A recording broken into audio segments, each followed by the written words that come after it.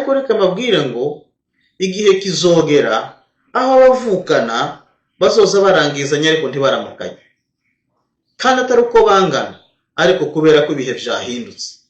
Ibyo ni ibihe tugezemo kuri none. Rero kabwira abantu ngo musenge, mwongere musenge, mwongere musenge. Ni ibihe turimo, ariko kandi ibyo bihe bifite amaherezo. Rero mugire icyumweru cyiza, nzongera mbabwira andi makuru ari inyuma yayo, kugira ngo mwumve ngo mbese none iyi ntambara, hari ikibazo abantu bibaza ngo iyi ntambara ya Iran na Israel izarangira gute. Iyo ntambara uko izarangira tuzobibabwira mu minsi iri imbere, ariko kandi birazwi uko izorangira. Gusa kandi kimwe nobabwira, izorangira amatwara yahindutse. Muraho neza bavandimwe mukomeje kudukurikirana, nongeye kandi kubasuhuza no kubaha ikaze hano ku biganiro byacu.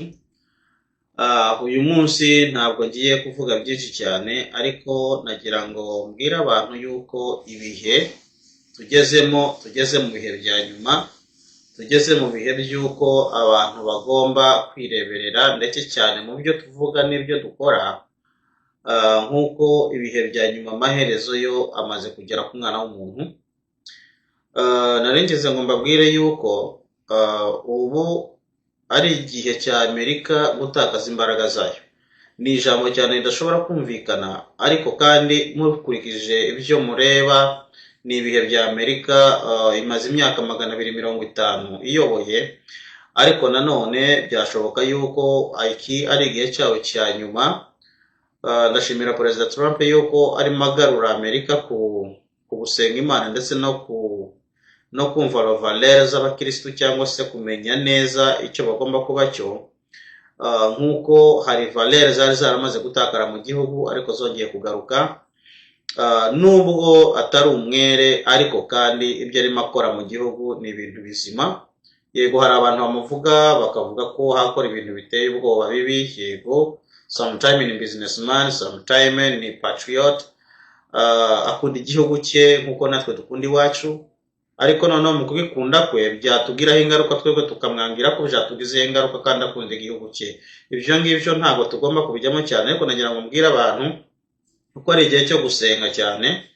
Ni igihe cyo gusenga. Aya ntabwo ari amakuru yandi asanzwe, ni amakuru y'ijuru tutamenyereye nk'amakuru y'intambara n'inkuba z'intambara, ariko aya makuru nambabwira ni amakuru y'uko abantu bagomba gusenga nk'uko tugeze mu bihe bya nyuma.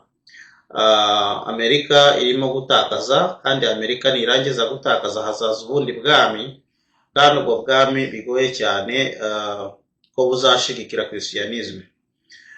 Nagira ngo mbwire abantu nabibutsa yuko Amerika intambara yashoye muri Iran ni intambara yananiye abandi baperezida bose babaye muri Amerika kuva muri 50, kuva muri 79 bariya baga bafashe ubutegetsi ubundi batangiye kugenda barwanya Amerika ndetse n'inshuti zayo, kugeza ubwo ndetse n'abanyamerika benshi bagiye bashimutwa. Muravyibuka muri 2016 barafashwe mu mazi, ndetse hari n'abandi sabo gusa, n'abandi bakicwa saa sita.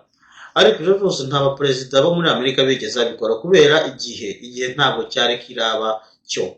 Ariko noneho igihe twari tugezemo cyari igihe cy'uko Iran ibasha gukora intambara cyangwa se ibisasu by'ubumara mu buryo bw'ikandi yo inimba iramutse ikoze ibisasu by'ubumara, amaherezo ibirasa kuri Israel. Nicyo gituma rero muri resolution za UN batemerera Iran ko ishobora kugira ibisasu nucleaire, gusa nayo ikabyanga. Kugeza n'uyu munsi biriya bya missile byabo ni bya missile bikomeye cyane, kandi byanagera na hano kuko n'ubundi n'ejo bundi nabonye Amerika bari batangiye kugira ubwoba ngo rego California ishobora kuraswa, cyangwa se mu burasirazuba muri za Mene.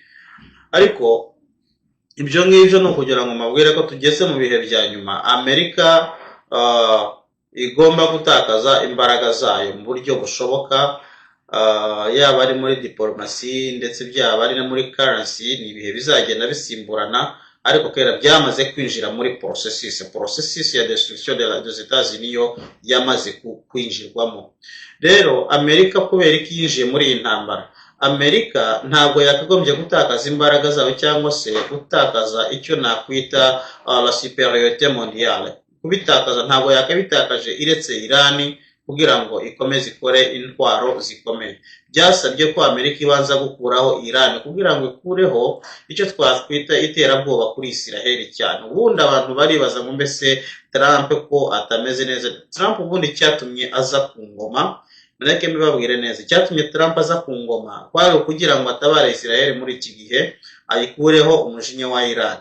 Ubundi Amerika na Israel bihujijwe n'umugambi w'Imana. Ubwo rero uwo mugambi w'Imana aho ugeze kuri none ni ukugira ngo usige Israel imaze kuba igihugu gishobora kwifasha cyonyine, kuko ibihe biri kuza Israel izasigara ari igihugu kimwe rukumbi, noneho kigoswe n'ibindi byose bishaka kukica. Muri icyo gihe rero Amerika izaba iyobowe n'uwundi muntu. Uyu muntu ntabwo azaba mu ruhande rwa Israel. Ibyo nagira ngo tubyumvikaneho cyane. N'abantu batuye no mukunze kubona mu gihe bakora inama muri Congress hakaza ibibazo hagati y'abademokrati n'abarepublican. Muribuka ndetse no mu myamamazo yashize Harris Kamara yavugaga ko iwe adashobora gushigikira Israel ko yashora intambara muri Gaza. Ibintu byaje gutera ibibazo cyane, ndetse tugira n'amahirwe aza gutsindwa. Noneho Gaza ubundi isohorwa mu byanditswe. Iravuga mu byanditswe muzasome ko Gaza hazasenyuka mu bihe bya nyuma. Kandi ubundi Bibiliya ikavuga ko nanone Efurate ruzakama mu bihe bya nyuma. Ibyo bintu byombi bimaze kubaho. Yaba ari Efurate rumaze gukama, yaba ari Gaza yarasenyutse. Ubundi Ashkeloni ngo hazaba amatongo. Ibyo rero ntabwo ngiye muri geography cyane, ariko murabizi neza. Rero nyuma y'ibyo ngibyo, ibyo nimba bimaze kuba, nagira ngo mbwire abantu mukurikirane televiziyo n'ibindi biganiro n'ubundi dukunze gutanga. Ubu nagira ngo mbabwire ibihe by'amateka. Tugeze mu bihe by'amateka ya nyuma y'aho imbaraga zigomba gutsimburana hakaza izindi mbaraga. Izo mbaraga rero niziza kuza muri icyo gihe. Icyo gihe hazaba yandi matwara ku isi, mu buryo ki hazabaho icyo twita hazabaho ikintu gikomeye cyane cya destructions, cyangwa se gusenya imisingi ya Rukristo igasenyuka. Ibyo rero nibibaho tuzaba twinjiye muri bya bihe by'imibabaro, ubundi abandi bihe babirebera kuri Israel. Iyo rero tureba Israel byaravuzwe ngo Imana izayihindura agakombe kifuzwa n'amahanga. Ubwo rero nimba ari agakombe kifuzwa n'amahanga, ako gakombe kagomba kuzashirwaho igitutu n'amahanga. Ubundi rero kagira ngo mbibutse kano kantu. Niba President Trump yaratowe, Trump yatowe gusa kugira ngo asohoze umugambi w'Imana kuri Israel. Ubundi Israel ntabwo yakabaye irimbuka muri iki gihe. Ariko iyo Trump ataza gutorwa, biriya bisasu, ndeka mbibutse yuko nanone muri Operation Midnight yabayeho mbere, twari muri 2025. Iyi ngiyi yabashe gukuraho ibisasu by'umara byari byamaze gutegurwa, hari yabuzemo ibyumweru 2 gusa ngo buzuze igisasu cy'umara cyangwa se bombe nucleaire. Ibyo ngibyo biratambuka. Ubu rero Trump arimo akurikirana n'ubundi gukuraho iterabwoba ryose rishobora gukorwa na Iran, kuko bafite misile zikomeye kuruta misile ndetse z'abanyamerika. Zo ni misile Amerika ntabwo ifite misile twarasusi bya ICBM imwe iri hano Minechamane 3 ishobora kugenda isi yose. Iyo ngiyo rero nayo ntabwo ishobora kuraswa nk'undi byemerewe, ni bombe nucleaire ntibyemerewe, kibemewe kuyirasa. Ariko reka mbabwire icyatumye Trump akora ibi ngibi ni ukugira ngo asiga kuyeho iterabwoba kuri Israel. Nanava ku ngoma, Israel izaba ifite aho ihagaze, idafite Iran iterabwoba. Ubu ngubu nabwira ko muri Lebanon abayobozi bamwe bavuze yuko nanone bagomba kwicarana na Israel kugira ngo bafatire ibyemezo uriya mugwi wa Hezbollah ukorera muri Yemen, nako ukorera muri Lebanon. So Hamas nayo urabona ko itakivugwa cyane. Ibintu rero bisa nkaho threat cyangwa se iterabwoba kuri Israel rimaze gusa nkaho rigiye hasi kubera ko Trump yabihagurutsemo. Rero ari abantu bavuga ngo Trump yo baratorewe kugira impunzi. No, Trump ni impunzi ni ibintu bitandukanye. Umugambi wa Trump hano kuba mu butegetsi ni umugambi w'Imana uri kuri level irenze cyane ibyo twebwe dutekereza nk'abantu. Twebwe dutekereza ku buzima bwacu dufite, ariko Trump watekereza kuri level Imana yamuhaye kujyaho, ni level yo kuvuga ngo atabare Israel. Nicyo cyatumye ashigwa ku ngoma ubundi kugira ngo atabare Israel. Rero mugiye kureba neza Trump n'ibihebye, biragaragara neza ko Trump yagiye ku butegetsi bwa mbere yuhashize imyaka 70. Iyo myaka 70 abazi Bibiliya mwabisoma neza. Bibiliya ivuga ngo nyuma y'imyaka 70 Isiraheli yibuka gutaha. Nuko ngo nyuma y'imyaka 70 nanone Isiraheli yaributswe nk'uko Imana yashizeho Trump, nubwo bitaje gukunda. Ariko nabwiye ikintu gikomeye cyane kugira ngo Trump yongere agaruke ku butegetsi bugira kabiri, kwari kugira ngo nanone yongere asohoze wa mugambi yari afite wo gutabara Isiraheli. Nico cyatumye agaruka ku ngoma. Rero uwo mugambi buri mu bintu bihishwe cyane umuntu arashobora kuvuga nonaha, ariko nanone azabikora nubwo bizatwara cost ikomeye cyane kuri Amerika, ariko azabikora nubwo ariko bimeze, ariko azabikora kugira ngo Isiraheli igumye ihagaze. Rero uwo ni wo mugambi Amerika cyangwa se Imana yashiriye Trump kuri ku mutwe wa Amerika, kuyobora Amerika. Rero abantu muvuga ngo Trump ngo iki, yego ejo bundi yasinye amasezerano yo kugira ngo bimbi noro, natwe ntiyatwumva turimo kwicwa ibirego ko biragenda, ariko iya ndeshoza comprendre, ariko mugomba kumva cyane, suko nanje numva ko twopfa, oya natwe tugomba kurengerwa kandi n'ubundi bizohinduka. Imana hari ibyo yavuze kuri biriya bice. Rero reka mbabwire rero ko bigiye kugenda muri iyi ntambara ya Israel na Iran ifitwe na Amerika, uko bizagenda. Ubundi imbaraga za Amerika ntabwo zizarangirira kuri iyi ntambara. Bibiliya ivuga hejuru y'abami 4 bagosisi. Ubu abantu bamaze kureba neza, hari abami 2 bamaze kugaragara cyane, ariko hari n'umwami wa 3 ndetse n'umwami wa 4, kandi aho hose hari intambara. Babwiza ukuri, aho hose hari intambara. Umwami wa mbere wagaragaye n'umwami w'uburengerazuba, uwa kabiri n'umwami w'amajyaruguru, uwa 3 turagaragara neza ni umwami wo mu burasirazuba n'umwami wo mu majyepfo. Bo barakihishe mu bandi ariko ntibaraseruka, ariko umunsi bazaseruka isi zabigeze ku maherezo ya nyuma. Ariko uko bimeze ni gute? Reka tugaruke kuri blog. Naganga abantu nimba munkurikirana mwumve cyane impamvu yibi, no kugira ngo mumenye iyi ntambara yabayeho kubera iki. Iyi ntambara irimo ituganisha hehe? Ni ibihe bikomeye cyane kuko Amerika twatanga iyi ntambara muri 2022 hari mu kwa kabiri, ubwo Uburusiya bwatera muri Ukraine bugashaka kwifatira Ukraine. Tugarutse cyane muri 2014 muribuka yuko Uburusiya bwongeye kurasa kuri Ukraine ndetse bugatwara n'intara, bwarashe no kuri Georgia.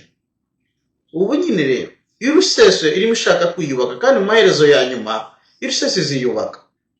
Rero nimba ariko bimeze, tugomba gutegereza ko Amerika izatakaza imbaraga. Bizagenda biterera. Rero ibihe niko bigeze. Abantu dufite ibihe bikomeye kurusha uko tubitekereza. Nubwo bitoba none, ariko mureke mbabwire ngo ni ibihe bigoye cyane. Twakumgiye cya corona gikomeye. Abantu bibwira yuko iki gihe kije ari gihe gisumba ibindi nkuko bari bafunze. Ariko reka mbabwire ngo nanone ifungwa ry'imihanda cyangwa se ifungwa z'inzira n'ubu rizongera ribe, kandi bitari kure. Mwatangiye kubona impuhwa z'indege, indege zanga kugenda, abantu baba locked mu bibuga by'indege, noneho abantu bakabifata mineneri. Ariko reka mbabwire ngo igihe kizogera aho abavukana bazoza barangizanya ariko ntibaramukanye, kandi atari uko bangana, ariko kubera ko ibihe byahindutse. Ibyo ni ibihe tugezemo kuri none. Rero kabwira abantu ngo musenge, mwongere musenge, mwongere musenge. Ni ibihe turimo, ariko kandi ibyo bihe bifite amaherezo. Rero mugire icyumweru cyiza, zongera mbabwira andi makuru ari inyuma yayo, kugira ngo mwumve ngo mbese none iyi ntambara, hari ikibazo abantu bibaza ngo iyi ntambara ya Iran na Israel izarangira gute. Iyo ntambara uko izarangira tuzobibabwira mu minsi iri imbere, ariko kandi birazwi uko izorangira. Gusa kandi kimwe no babwira, izorangira amatwara yahindutse. Amatwara azohinduka, namara guhinduka iyo ntambara izorangira.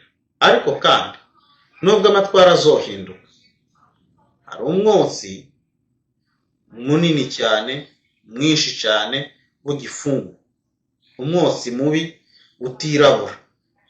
Uwo mwotsi uzawe, umwotsi niwo uzarangiza amatwara. Ibyo nibirangira, dore kera ndayavuze, nuko nibirangira tuzogaruka mu burengerazuba. Nitumara kugera mu burengerazuba, muzahasanga naho urundi rubanza. Ubwo rubanza hazavaho umuriro uturuka mu burasirazuba. Uwo muriro uvuye mu burasirazuba uzogwa neza mu burengerazuba. Nibirangiza bizandikwa ngo niko byagenze. Birabaye. Iryo jambo birabaye niko tuzoyasubiramo mu kindi gihe, ariko abantu musenge. Uku nimba tugenda tukavuga amakuru y'intambara ngo twatewe, abantu bapfuye, ariko uyu munsi navuze ngo ndababwira amakuru y'ibihe, abantu mukurikirana ibihe mumenye aho tugeze.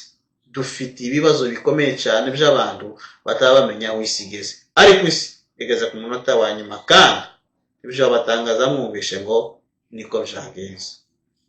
Ariko kandi Imana ibaha umugisha kandi bagire neza. Nabasuhuzaga babwira ngo niko byanditswe kandi bigomba gusohora nk'uko byanditswe.